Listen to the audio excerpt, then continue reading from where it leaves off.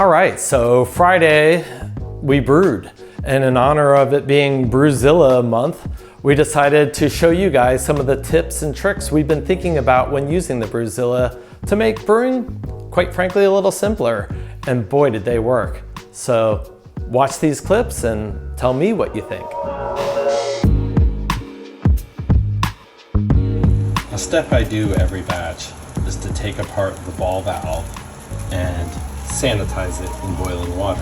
I'll let it boil for a minute or two, then I'll turn that handle a few times to get the backside of that ball valve. So the point of this isn't necessarily sanitization as much as breaking down any sugars that might have been left after the last batch, specifically on that ball back there and inside of that ball back there.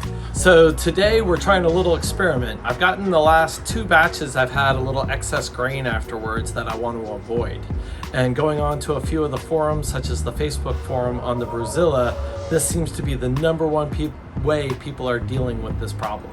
So we're simply going to use a brew in a bag, and then put our malt pipe right on top of that, so that at the end we'll pull that out and get all the debris out of there and not have any that could accidentally clog the pump. Well, Vito, I think our experiment worked. Having the bag has really pulled in a lot of these little tiny crisps and contained us nicely.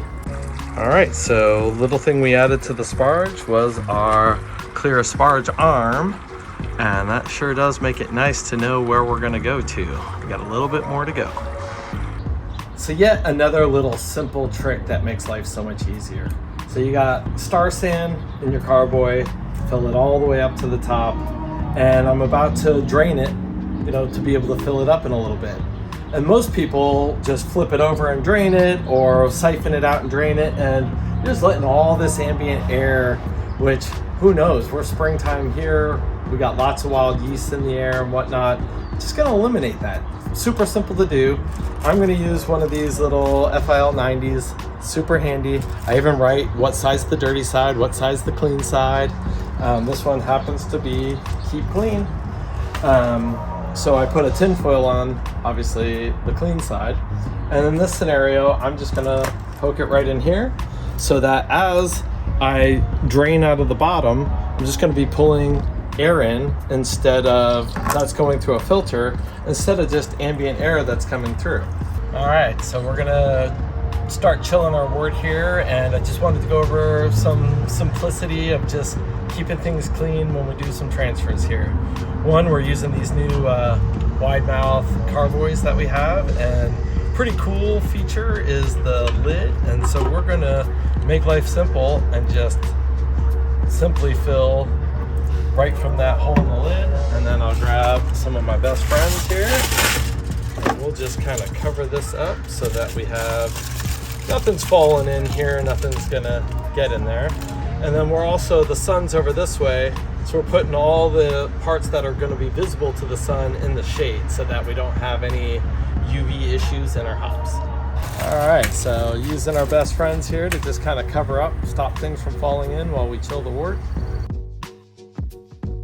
So we don't get to choose all things to keep it perfectly closed, but we mitigate the things that we can.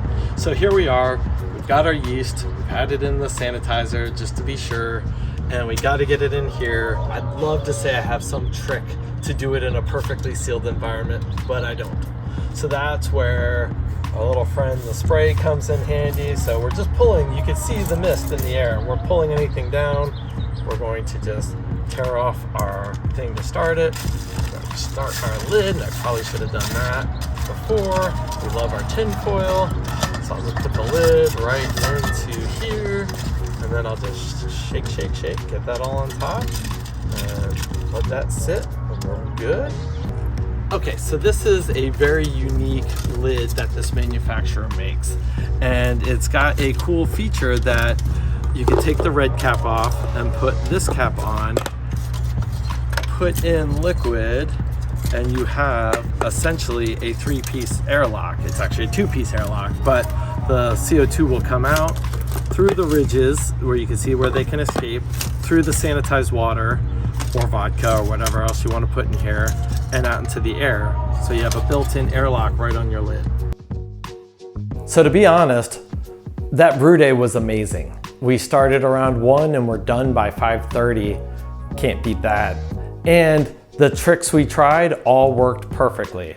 So with that, we do have a winner of the BrewZilla. So check your email to find out if you won. If you are the winner, we'd love to get a photo of you with your winnings or brewing on it, or even better yet, we'd love to get a quick video with you for a future episode. So this week's kit of the week, it's one that's near and dear to me because I'm the one who first brewed it and I kind of thought it was a mistake. So it is a Scotch Ale. And the story is I'm back in college and I know I'm gonna graduate in about 4 to 5 months. So I'm brewing a ton of beer for the graduation party, and quite frankly, I'm in college, so I'm brewing a lot of beer for fun. And so along the way, about 2 months into it, I taste it and it tastes awful. It tastes like fusel alcohols. And I just thought like, oh man, but I'm just gonna keep it in the back of the fridge because I got space for it and see what it does in the keg. So time passes by, I forget a lot of things, and the next thing you know, it is the day of the graduation and we've got friends and family and family and more family, and there's a bunch of us who live together, so all of our families together, they're going through beer. And people are having a great time, and someone's like, hey Chris, number 3 is empty. So I dive in there, I look at the tag, I'm like, oh, it's that Scotch Ale. I put it on, pour enough to clear the line, dump that out, grab a new glass, pour a little bit, taste it, and it's just beautiful. It aged out perfectly. The malt flavor, the amount of viscosity it had on my tongue was just gorgeous. And I'm like, I cannot waste this on people who've been drinking all day. So I quickly took that off, put on a blonde ale or something else, who cares? And there is the story of where our recipe for the Scotch Ale came from. But seriously, folks, this beer is that good. So if you want to win, head on down to morebeer.com/freebeerfriday and enter our weekly survey. Well, that wraps up this week. Thanks for watching. This wraps up our first month of episodes, and we're still kind of learning what we're doing. We got some great ideas that we're working on for future episodes, but we'd like to get your feedback. Any kind of comments, suggestions, thoughts you have, please put them down in the comments. We'd love to hear from you. We've been reading the last few weeks and they've been great. And in fact, we've actually made some basic changes just off of those. So thank you. So you made it to the very, very, very end. And I figured I would share with you one little thing that has been an awesome unintended consequence of doing this show. And that is I've learned about a few new products that I didn't even know we carried. We have over 10,000 products at morebeer.com on our website, so it's hard to keep track of them all. But when I came across the fact that we carried wide mouth glass carboys, I was quite frankly a little shocked and delighted. One quick note about these carboys. The lid is truly unique and awesome. I've never seen anything like it. You'll see in the video that we actually ferment using the lid as an airlock. It has a trough and you put on the special cap and it works perfectly. In fact, after a few days of regular ferment, I switched it out and put vodka in. The supplied spigot is good, but you might want to consider replacing it with one of the stainless steel options. And lastly, as a public service announcement, hopefully these will get better over time as we work with the manufacturer, but the included carrying handles, at least the one I got in mine, I would not use. I would at least feel it, test it to see if you like it. I like the other ones we carry. You'll find those online. They're much, much stronger and I feel more secure carrying a glass carboy with them. So to say thank you to you guys for seeing that, simply use this coupon code above for great savings. Thanks for watching. See you next Friday. Cheers.